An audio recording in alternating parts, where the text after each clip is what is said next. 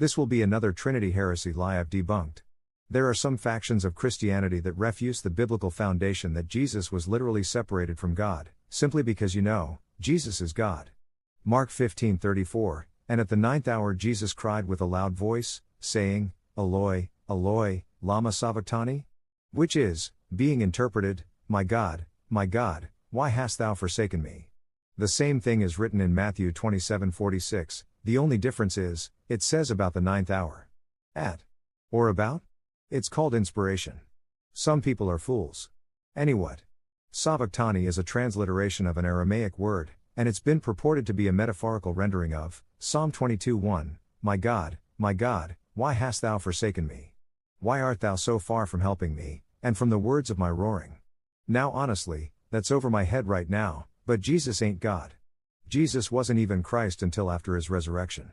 Acts 2:36, therefore let all the house of Israel know assuredly, that God hath made that same Jesus, whom ye have crucified, both Lord and Christ. Peter was speaking by revelation when he realized that Jesus is the Christ.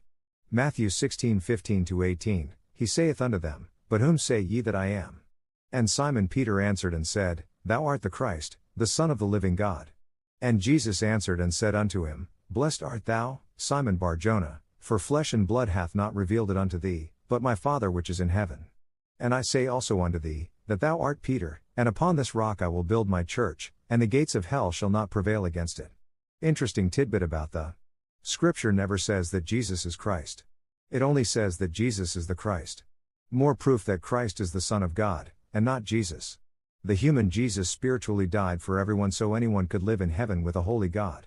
Hebrews 2:9, but we see Jesus, who was made a little lower than the angels for the suffering of death, crowned with glory and honor, that he by the grace of God should taste death for every man.